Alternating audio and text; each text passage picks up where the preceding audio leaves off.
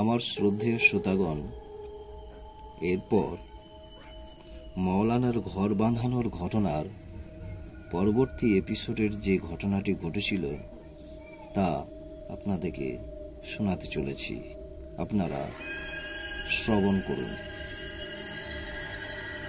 আমরা ভয়ের সাথে সামনের দিকে হরিণের মতো এক দৃষ্টিতে চেয়ে আছি, আর গোটা শরীরে কম্পন দিচ্ছে। দরুদ শরীফ পড়তে গিয়ে মুখ দিয়ে ভুলভাল বের হচ্ছে, নিজেকে সামলানোই যাচ্ছে না। পায়ের নখ থেকে একেবারে মাথা পর্যন্ত সব চুল খাড়া, আর বুকের ভিতরটা দূর দূর করছে। গলার কণ্ঠস্বর শুনে বুঝতে পারছি উস্তাদ জিরো ভয়ে কণ্ঠস্বর নড়বড় নড়বড় করছে। তাকিয়ে দেখলাম হা হা করে এক বিকট অট্টহাসি। আঙিনার তাল বাগড়োর বেড়ার ফাঁক দিয়ে একটা মোটা সোটা ন্যাড়া বেটে ধরনের একটা লোক খালি গায়ে এলো এবং আমাদের দিকে কটাক্ষ দৃষ্টিতে তাকিয়ে উচ্চস্বরে বলল, আমাকে তাড়িয়ে দিলি? হা হা হা করে মওলানার দিকে তাকিয়ে বিকট হাসি হাসছে আর বলছে, আমাকে তাড়িয়ে দিলি মওলানা, আমাকে তাড়িয়ে দিলি বলে সে অট্ট হাসি হাসছে।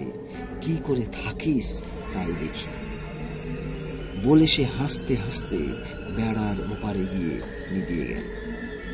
আমাদের ভয়ে জান নেই, সব ভয়ে কুক কুক কুক কুক করছে। মওলানার কাছে এসে বলল, ঘর বাঁধানো হয়েছে কি? মওলানা বলল, না, ঘর বাঁধানো হয়নি। আরো বলল, 2-4 দিন আরো অত্যাচার বাড়বে, তারপর সব ঠিক হয়ে যাবে। এইদিকে পরের দিন রাত্রিতে এমন ঘটনা ঘটল যা মুখে বর্ণনা করা যায় না। রাত্রিতে জোরে জোরে খোল করতাল বাজছে, আর যে থাকছে তাকে মারছে। রাত্রিতে ঘরের লোক ঘর ছেড়ে পালাচ্ছে, আর যে হাসছে তার ওপর ভর হয়ে যাচ্ছে, আর যে সাহস করে থাকছে তার মাথা খারাপ হয়ে যাচ্ছে। মামুকে তো 2-4 চাপড় চাপড়িয়ে দিল আর বলল, যা পুঁতেছিস সব তুলে ফেলে আয়, নাহলে সবকে শেষ করে দেব, বংশকে নিবংশ করে দেব। এইভাবে 2-4 দিন রাত্রে ধমকি অত্যাচারের পর মামা যা পুঁতেছিল সব ভার তুলে পার্শ্ববর্তী পুকুরে ফেলে দিয়ে এলো। তবুও সে সুরক্ষা হলো না। তার স্ত্রী খেপার মতো হয়ে গেল। ছেলেরা বিভিন্ন প্রকার ভয় খেয়ে ক্ষতিগ্রস্ত হলো, অসুস্থ হয়ে পড়ে থাকতে লাগলো। অবশেষে তাকে সেই নতুন বাড়িটি ছেড়ে পুরাতন বাড়িতে গিয়ে আশ্রয় নিতে হলো। নতুন বাড়িটি নির্মাণ করে তারা 1 মাসও থাকতে পারেনি, ঘর ছেড়ে পালিয়েছিল। তার জামাতা কিছুদিন সাহস করে সেখানে থাকার চেষ্টা করে, কিন্তু সেও থাকতে পারেনি, বাড়ি ছেড়ে পালিয়ে যায় এবং তার ঘরের লোক মাথা নষ্ট করে ফেলে এবং পাগল হয়ে যায়। অবশেষে এই নতুন বাড়িটি বছরের পর বছর ফাঁকা হয়ে পড়ে থাকে এবং দিনে দিনে ভঙ্গুর হয়ে যায়, এবং তার ভাঙা দেয়ালগুলো জিনের মাথার মতো অন্ধকার রাত্রে তার বুক চিরে দাঁড়িয়ে থাকে।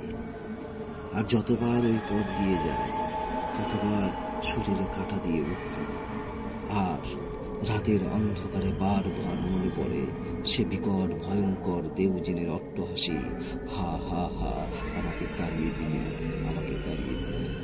বন্ধুরা, এই এপিসোড এখানেই শেষ হচ্ছে। পরবর্তী এপিসোডের জন্য আবার নতুন গল্প দেওয়া হবে।